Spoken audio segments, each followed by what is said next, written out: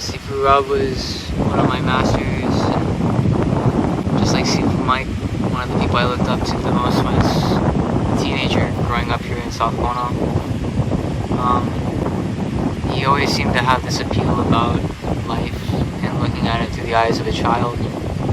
Always making everything fun and picking up anything and making it into a weapon.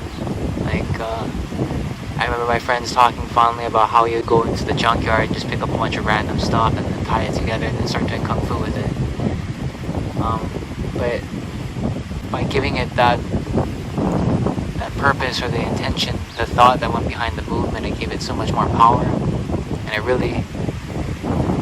made it so much more than just movement. Yeah, it showed me that there was intention and power behind intention when conducting kung fu.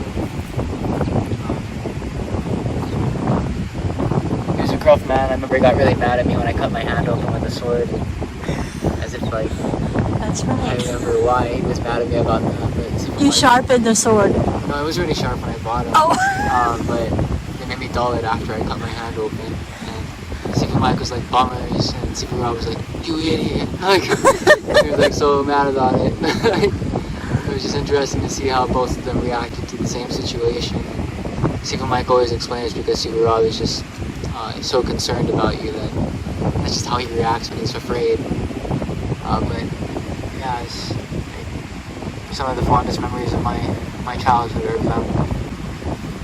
Even after the school shut down and we would have classes down here at Old Days, he would make weapons out of PVC pipe and rope.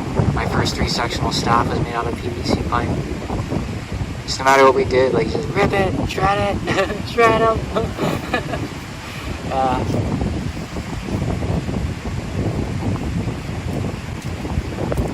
Hold it for her.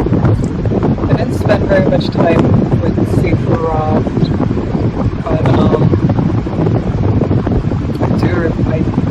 I did participate.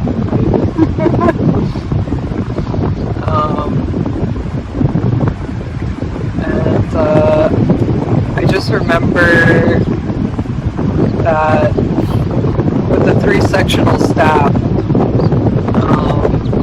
I learned from him that you have to be very careful with those things. It's very easy for you to break your nose. And is why he broke his nose. I don't know how many times was from that. So I'll never forget that piece of advice. Because when I looked at that thing, I thought, wow, that thing's really cool. But when he told me how easy it is to mess yourself up with it, I had a lot more respect for the 3-sectional staff. But he was amazing. And anything that I saw, anything that he, I guess, played with, any tool that he played with, he like danced with it. He really was in it. You could see that he was like in a trance. More so in a trance than, everything out here is, I don't know how to put it.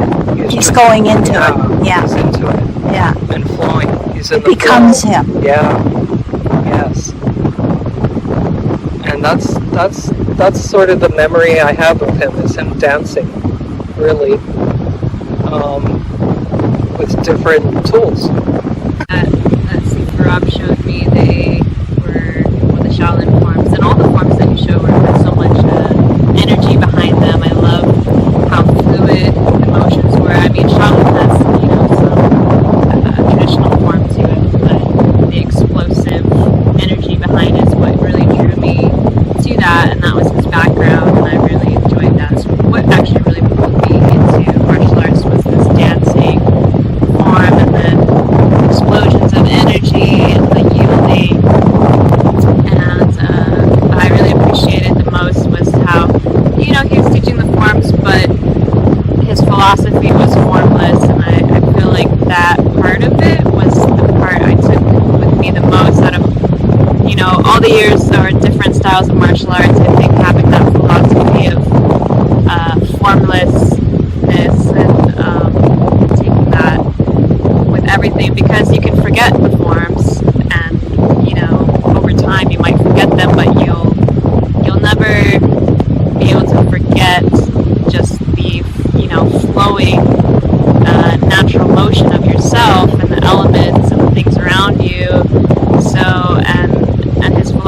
just thinking about everything is kung fu, everything from opening the door to, you know, finding random objects that were weapons, and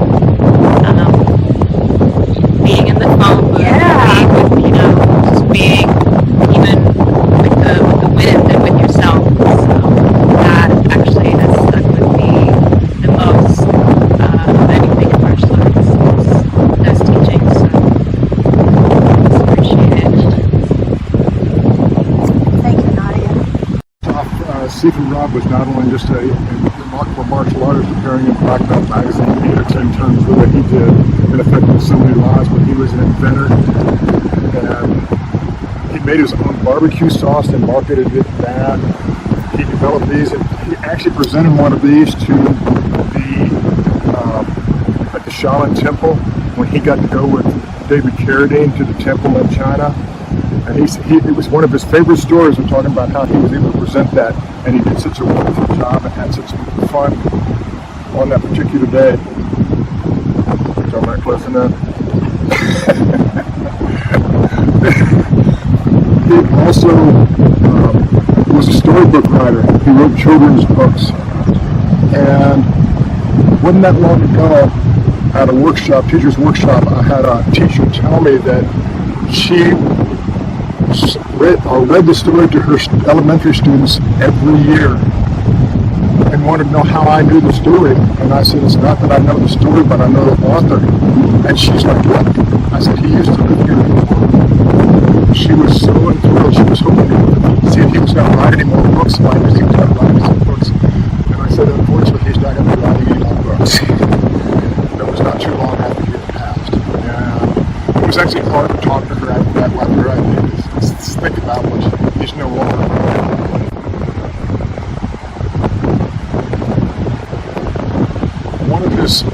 One of my favorite memories of him was when we were talking, and we had decided he started about 2 years after I did martial arts.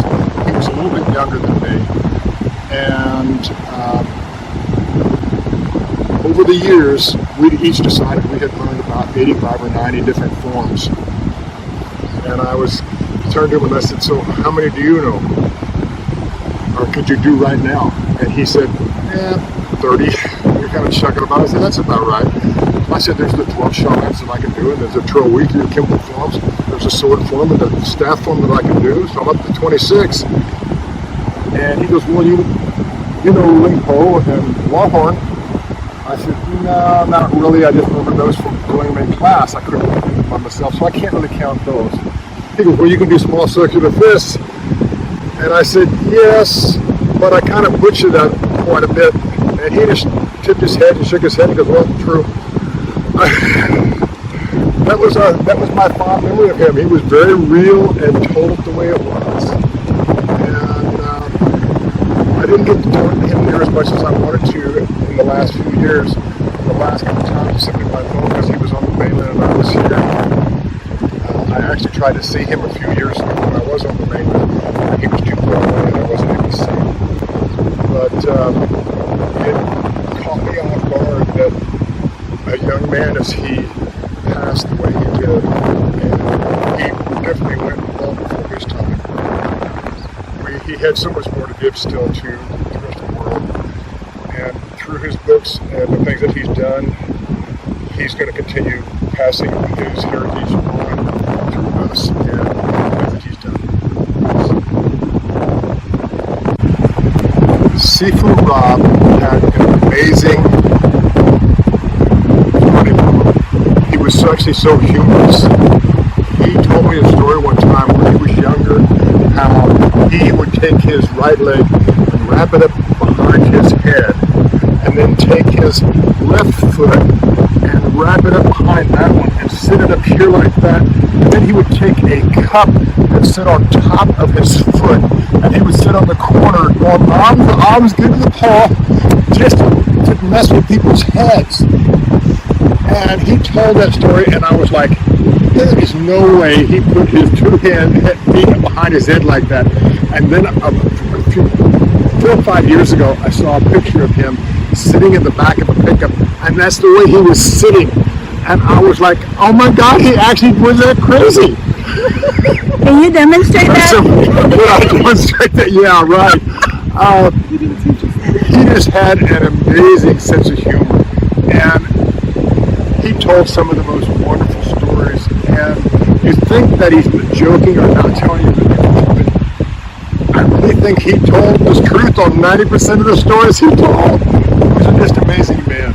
Think about him, it reminded me of Jackie Chan, seeing Jackie Chan in the movies. It's because Stephen Rob has that youthful thinking. He's kind of like Stephen Mike too. They both are very good friends. And it's because they have the same kind of attitude with the universe. And that the universe is what we created. What we create to be. And that through his teachings we learn, of course, traditional Javelin as well as Mantis. But at the same time we didn't learn his methods. He called it 9 songs. Black Belt magazine called it 9 pods, I guess, to take reference to the Bible. And he didn't really like that. He really wanted to be called 9 songs. He was a really personality, and he gives everyone that he teaches confidence, and he knows what to say at the right time. There was a time after he's left and Stephen Mike was not there, and I was trying to teach carry on, which is a hard thing to do because they're such big personalities. So I was on the phone to him as we talked quite a bit, and I never forget. And I was probably lamenting that nobody's showing up for class, which is a thing in Hawaii. It's not just our people. It's just people get busy, and I don't teach kids. So I only have teenagers and young adults, and you know what happens, life happens. So I was lamenting that nobody shows up for class, you know, and basically just down. And he told me, Chi, you are a seafood, and you are a master. So don't let yourself forget that. Now that is the nicest thing anyone has ever said to me. And I take that to heart because, yeah, there was time that, you know, it's just very hard to be like them because they are my teachers, they're masters at what they do. And even though I have a lifetime of experience, just like them, I was never trained that way. And I was never actually as good as them. But then no one can be as good as them. Everyone has their own talents. And he made me know that. And I really, really appreciated him so much.